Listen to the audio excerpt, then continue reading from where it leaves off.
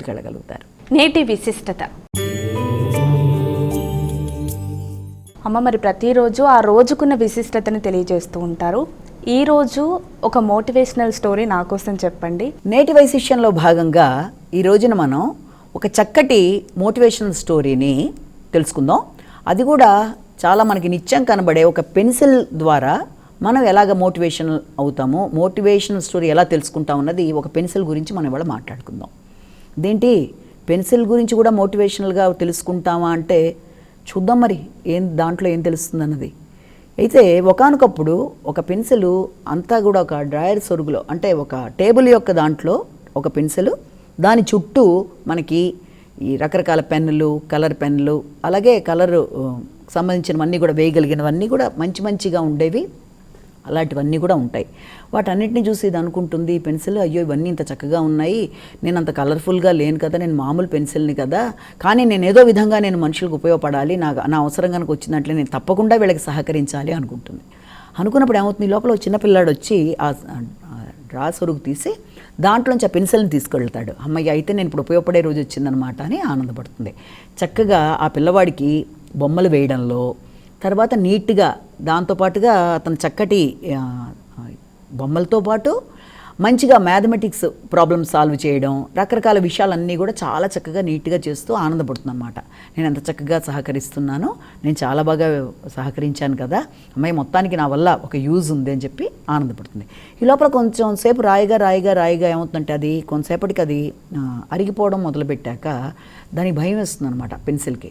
అయ్యో నేను ఇలాగ అరిగిపోతున్నాను, నేను ఇప్పుడు ఆగిపోతే రాయడం నా బదులు ఇంకెవరన్నా రిప్లేస్ చేసేసి ఆ పెన్ వచ్చేస్తుందేమో ఆ ప్లేస్లోకి, లేకపోతే ఇంకొకటి హైలైటర్ ఏదన్నా వస్తే ఇప్పుడు నా పరిస్థితి ఏంటని చెప్పి బాధపడుతుంటే ఈ లోపల అబ్బాయి ఏం చేస్తాడంటే దాన్ని చక్కగా ఈ యొక్క మరతో దాంతో ఏం చేస్తాడంటే నీట్గా చెక్కడం మొదలు పెడతాడు. అది ముందు భయపడుతుంది, అయ్యి బాబాయ్ ఇదే నన్ను ఇలా చెక్కుతున్నాడు, చాలా పెయిన్ఫుల్గా ఉంది కదా ఇది, బాబాయ్ నన్ను ఏం చేసేస్తాడో అని చెప్పి చాలా టెన్షన్ పడుతుంది ఆ పెన్సిల్. తర్వాత కొంతసేపు పోయిన తర్వాత ఏమంటే మళ్ళీ నీట్గా ముందు ఎలా అయితే చక్కటి ములికతో ఉందో ఆ ములికతో నీట్గా పాయింట్గా ఉన్నట్టుగా మళ్ళీ ఇదివరకటి యథాప్రకారమే వచ్చినట్టుగా వస్తుంది. దాంతో మళ్ళీ రాయడం మొదలు పెడతాడనమాట. అమ్మాయి అయితే నేను ఈసారి నీట్గా రాస్తున్నాను అనమాట అనుకుని ఆనందపడుతుంది. అయితే పర్లేదు, నేను కొంచెం కష్టపడ్డా, నన్ను ఇలాగ చేసినా మళ్ళీ రాశాను నేను అనుకుంటుంది. అలా మధ్య అది దాని యొక్క ములిక తగ్గిపోవడం, మళ్ళీ అతను చక్కగా దాన్ని షార్ప్నర్ లాగా తయారు చేసి దాన్ని ముందుకు తీసుకెళ్ళడం అన్నీ చూశాక చాలా చక్కగా ఆనందపడుతుంది అనమాట. అయితే నేను ఉపయోగపడుతున్నాను, అయితే నేను ఎప్పటికప్పుడు ఇబ్బంది పడుతున్నప్పుడల్లా నన్ను ఇలా చేస్తే నేను నీట్గా అయిపోతున్నాను అనమాట అని చెప్పి ఆనందపడుతూ ఉంటుంది అనమాట. ఇప్పుడు గనక మనం దీన్ని చూసినప్పుడు ఈ యొక్క స్టోరీలో, ఈ యొక్క పెన్సిల్ యొక్క కథలో ఈ ములిక అది ఆగిపోవడం, మళ్ళీ దాన్ని ఇది చేయడం, మళ్ళీ దాంతో రాసుకుంటూ వెళ్ళిపోవడం, అందరికీ ఉపయోగపడాలనుకున్న దీన్ని బట్టి ఒక చిన్న విషయాలు, ఒక 5 రకాల స్టెప్స్ని మనం గమనించవచ్చు. మొట్టమొదటి దాంట్లో ఏంటంటే, ఒక పెన్సిల్ని కనుక మనం ఉపయోగించినప్పుడు నార్మల్ పెన్సిలే అది ఉపయోగించిన అది ఏదో ఒక మార్క్ అనేది ఒక పేపర్ మీద ఇస్తుంది మనకి. అంటే అది ఒక డ్రాయింగ్ కావచ్చు, లేకపోతే మ్యాథమెటికల్ క్యాలిక్యులేషన్ కావచ్చు, ఏదైనా కావచ్చు, ఏదోటి దాని యొక్క మార్క్ని అక్కడ అది మనకి ప్రజెంట్ చేస్తుంది. అంటే దీన్ని బట్టి ఏంటి, మన జీవితంలో కూడా తప్పనిసరిగా మనం ఎక్కడికన్నా వెళ్ళినా, ఎవరితోన్నా మాట్లాడినా, ఎవరినన్నా కలిసినా, మనకు తెలిసి మాట్లాడినా తెలియక మాట్లాడినా ఏదో ఒకటి వాళ్ళ మీద ఒక ఇంపాక్ట్ మనం చూపిస్తాం. అంటే అది పాజిటివ్ కావచ్చు, నెగిటివ్ కావచ్చు. పాజిటివ్ ఇంపాక్ట్ కలిగించినప్పుడు వాళ్ళు మళ్ళీ మనతో మాట్లాడాలి, కలవాలి, మన సహాయ సహకారాలు తీసుకోవాలన్న విధానం అనేది ఒకటైతే, నెగిటివ్ ఇంపాక్ట్ కలిగించినప్పుడు వాళ్ళు బాధపడి వ్యక్తులకు దూరం అయ్యేట్టుగా ఉండే పరిస్థితులు లాంటివి ఉంటాయి. ఏది ఏమైనా తెలిసి చేసినా తెలియక చేసినా ఒక మార్క్ అనేది మన యొక్క ఉద్దేశంలో లేకపోయినా మనం కనబడిన ప్రతి వ్యక్తితో మన యొక్క మార్క్ అనేది వాళ్ళ మీద మన ప్రభావాన్ని చూపిస్తాం. ఒక మాటలో చెప్పాలంటే ఆ వ్యక్తి మీద మనం కలిసిన తర్వాత ఆ ప్రభావం అనేది ఉండడం అనేది మొట్టమొదటిగా మనం పెన్సిల్ నుంచి నేర్చుకోవాలి. పెన్సిల్ అంతే కదా, దాని యొక్క మార్కే కదా, ఏది వేసినా కూడా తప్పనిసరిగా అది ఒక బొమ్మ కావచ్చు, ఒక డ్రాయింగ్లో ఒక విషయం కావచ్చు, ఒక మ్యాథమెటికల్ క్యాలిక్యులేషన్ కావచ్చు, మొత్తానికైతే అందులో ఉండడం జరిగింది కదా, అది ఒక మొదటి పాఠంగా మనం నేర్చుకోవాలన్నమాట. అంటే ఏదైనా సరే మన యొక్క ఇంపాక్ట్ వాళ్ళ మీద చూపిస్తాం కాబట్టి చాలా జాగ్రత్తగా మన ఇంపాక్ట్ చూపించుకునే విధంగా మనం ముందుకెళ్ళాలన్నది ఒకటి నేర్చుకుంటాం.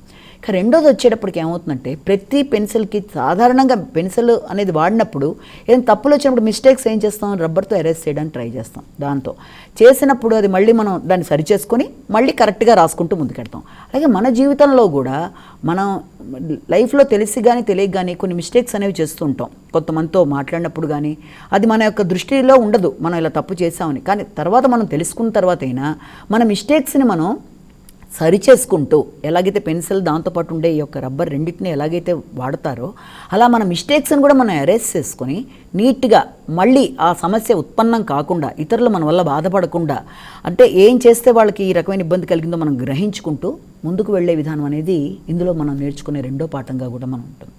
ఇక మూడో లెసన్ కూడా జీవిత పాఠంలో మనకి ఏం చెప్తుందంటే, ఇప్పుడు ఒక పెన్సిల్ని మనం చూసినట్లయితే దాంట్లో లోపల మనకి గ్రాఫైట్కి పైన మనకి చక్కగా ఉంటుంది.